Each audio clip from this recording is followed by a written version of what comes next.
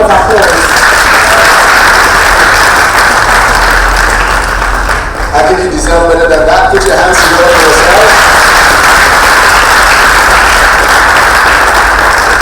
I'm so honored to be standing here speaking to you today because I was sitting exactly where you were sitting a few years back, so I have no doubt. I'm talking to the next senators, the next governors, Secretary General of the United Nations. Put your hands together for yourself. Absolutely. It is an honor to be here today to talk to you about something that is a little bit non-traditional. Okay? And I really am encouraged by your turnout today.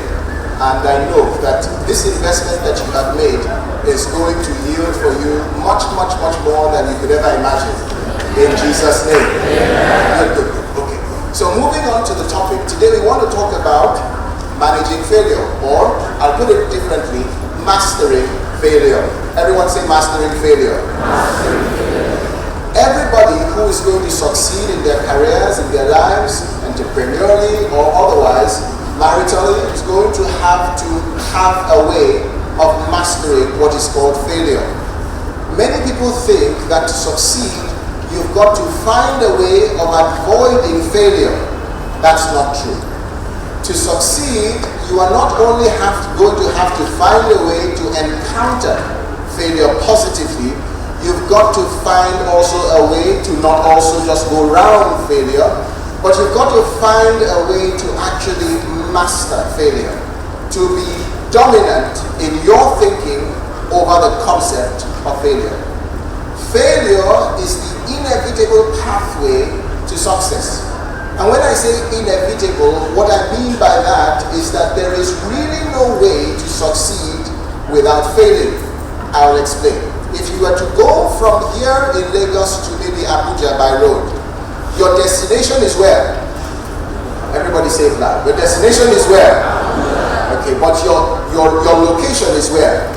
Lagos. If you are going by road, one of the first major cities you will meet on your way to Abuja is where? Ibadan. Thank you. Now, is it possible to get to Abuja without going through Ibadan by road? But is Ibadan Abuja? So if you arrive at Ibadan and it's not Abuja, would you say that you have failed on your journey to Abuja? Absolutely not. Put your hands together for yourself.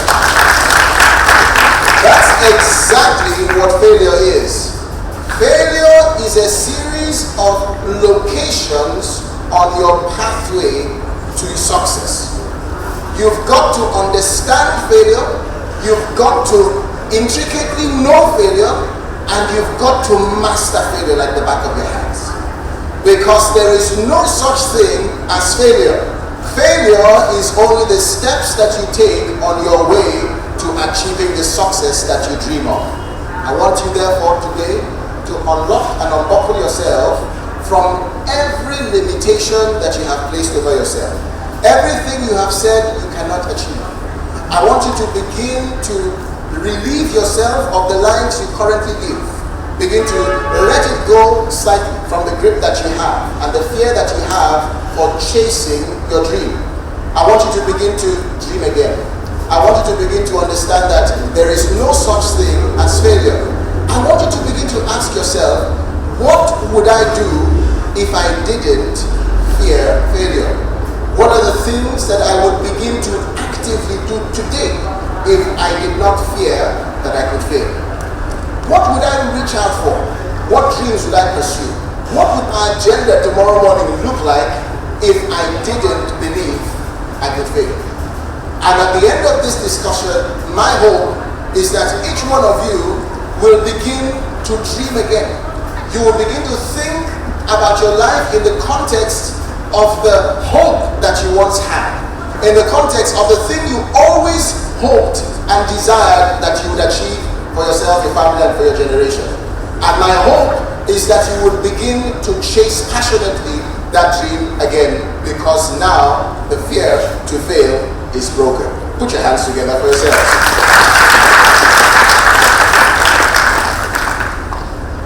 Maria was a girl, attended college with her friend, and both of them them chose two very difficult courses in college. One chose an engineering course and the other chose mathematics. Maria and her friend continued to pursue these courses throughout their academic careers. The more they climbed into the second years and the third year, the more difficult they realized these courses were. And so Maria and her friend began to dig in to try to find a way to get around the courses so that they could succeed. The more they dug in to try to succeed at those courses, the more Maria and her friend found how difficult the courses they had chosen were. Well, the more they tried and looked around, they realized that some of the friends that had actually begun these courses with them now no longer could take the heat and began to drop out of those courses. Some of them said, I can't pursue that engineering course anymore, but what I will now do is I will relocate my majors and choose an engineering course as a substitute, just as a complementary course. Some of them said, no, mathematics is just too theoretical and too abstract. I will move my major to another course and just use mathematics as a complementary course. Well, those friends ended up finishing college just like Maria and her friend, but they didn't finish with the courses of their dreams. Maria and her friend coined a phrase. They said, we will not only finish our major courses as mathematics and engineering, but we are going to finish our major courses in flying colors. The reason we will do that is because we are not failures. Okay? We are not quitters. We may be failures intermittently, so we may miss a course or two. We may have to do the year again. But at the end of our stay in university, we are going to come out with one thing and one thing alone, and that is a mathematics degree and an engineering degree.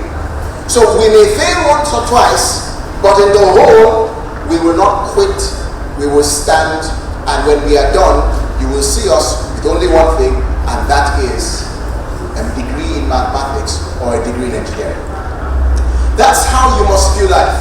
You must view life as the one thing that the one chance that you've got to make a first and a permanent good impression. You see, none of us here has ever been through this life before. You and I are going through it the first time, and it's almost the only time. This is the only one you are sure about, isn't it? And so you can really not give yourself the fear of failure as a limitation, because there is no guarantee that you're going to do this again. In simple words, you must pass this exam the first time, and you must pass it the only time. And the fear of failure is the one thing you've got to overcome to make sure that you get it right this one time and get it right this time well. And so you and I must build in our cardinal nature something called resilience. Resilience means that you may be hit down once or twice, but you will not stay down. You may be clobbered down by a situation, but you will not remain down. No matter how bad the situation, you are going to look at it and you are going to find a way to get beyond it onto your dream. See, resilient people have a couple of traits. People who master failure have a couple of traits. The first one, and I'll probably give about 4 or 5 as our time will permit, is that they establish a strong place for gratitude. Resilient people and people who master failure find a way to be grateful. They say things like this: well, I didn't achieve what I thought I would, but I also am not where I used to be. Resilient people are people who look at a situation, and when they look at that situation squarely, they find a way to be happy about whatever was positive in that situation. They find a way to be grateful for the thing that they got out of the thing that seemed to have failed. Resilient people don't call it all bad. They don't mark it all down. They always look at the situation and find a way to be happy over whatever was right there. In life, you've got to be resilient.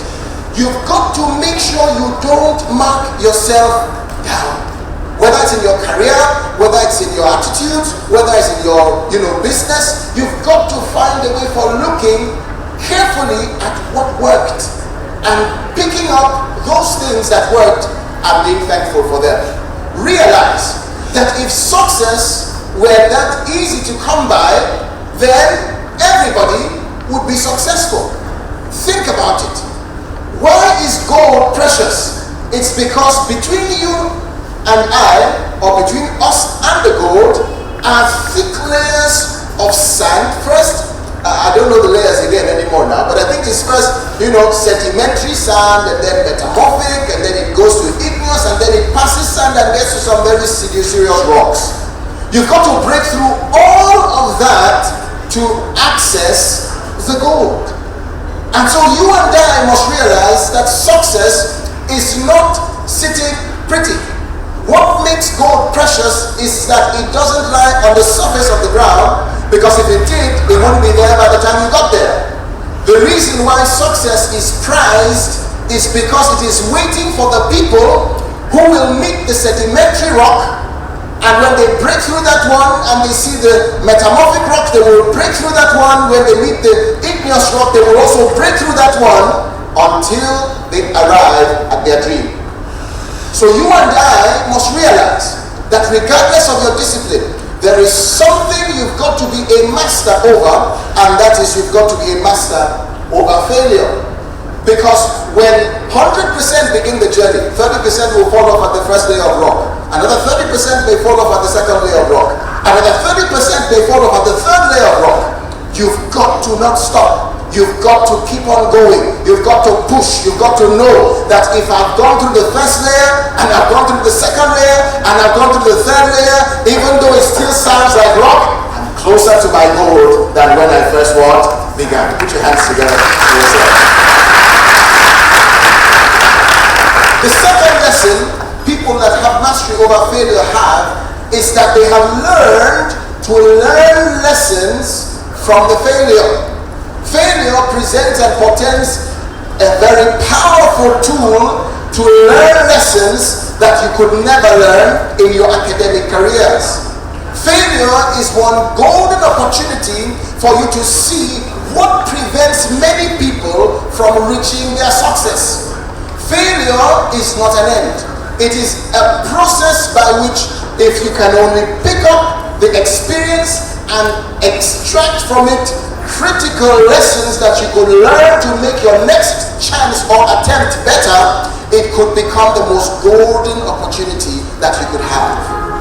Whenever you hear of great men that are accomplished and heavily established in their fields, if you check carefully, you will find out that they were laden with a lot of failure. I'll give you a simple example that we have here. I was amazed the other day as I watched a documentary on CNN, it was actually an advert on CNN about Dangote Group of Companies. And the first thing that struck me about the advert was the year that they put up on that advertisement that Dangote began. And if you've seen that advert, you will remember that the year Dangote began was 1970 what? 78. Between 1978 and 1979, nobody knew him. Between 1979 and 1985, nobody knew him. Between 1985 and 1990, nobody knew him. Between 1990 and 1995, still nobody knew him. Up to the year 2000, most likely, still nobody knew him. What was he doing? If he was succeeding all those years, wouldn't we have known him? Oh yes, we would have. You see, he was failing. He was learning the critical lessons you learn that only failure can teach you. Now here is the key. Every time you begin a project, a career, you begin a business, an idea, the failures that you meet initially are always bigger than the failures that you meet as you progress if you are learning from them. Failure has a way of diminishing as you progress.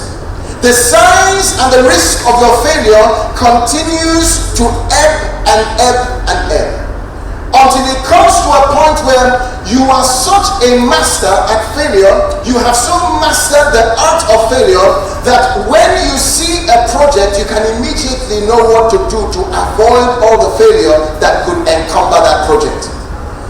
You see, the key is this: when you allow yourself to master failure, what you are not doing is succeeding alone. No, you're not just succeeding.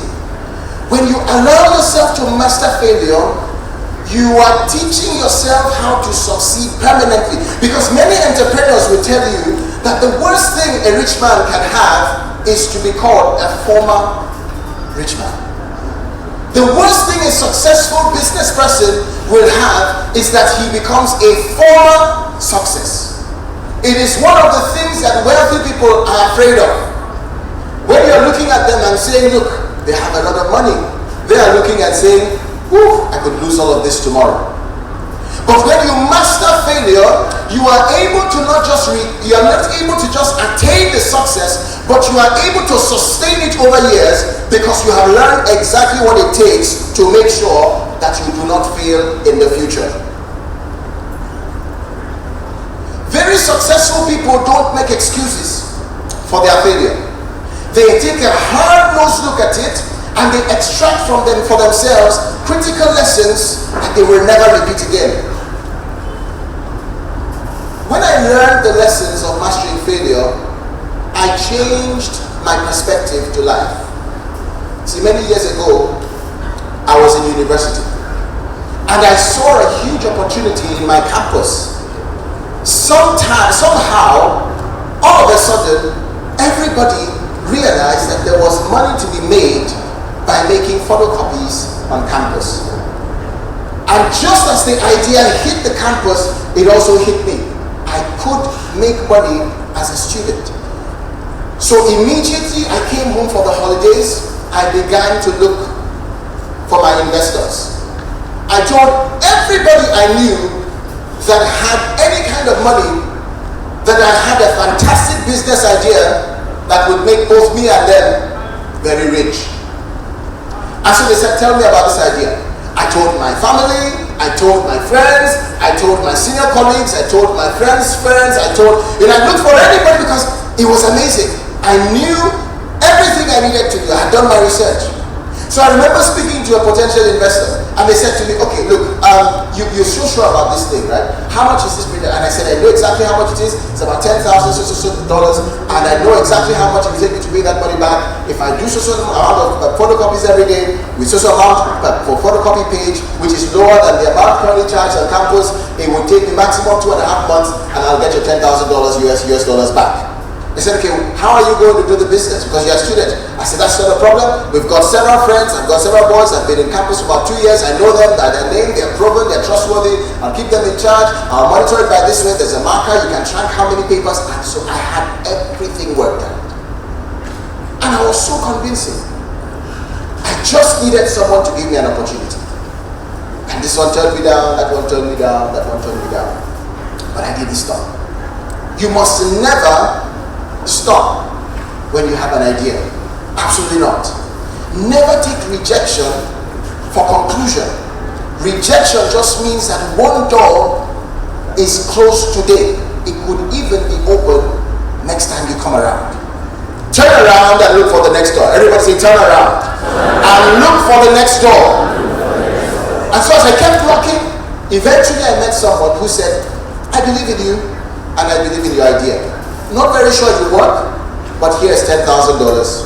Go and make it happen. I was the happiest man on campus. Immediately I resumed. I got a good deal for a fantastic photocopier printer. I got it, I bought it, I brought it straight to my room. And as soon as the copy arrived in my room, I began to find out it was not exactly as I had thought. The exact places that I knew that my printer should be to be the easiest, to be most visible, to be very easily accessible, somehow were taken up by other people. It's like the time I got the idea, 100 other people got the idea, and somehow 100 of them also got more about holiday. So everywhere I thought I would keep it, all of a sudden was no longer available. That hall right by the corner, just when we were coming from school, taken. Just at the other place, just by the by the canteen where everybody was taken. Just by the technology laboratory, taken. Everything was taken.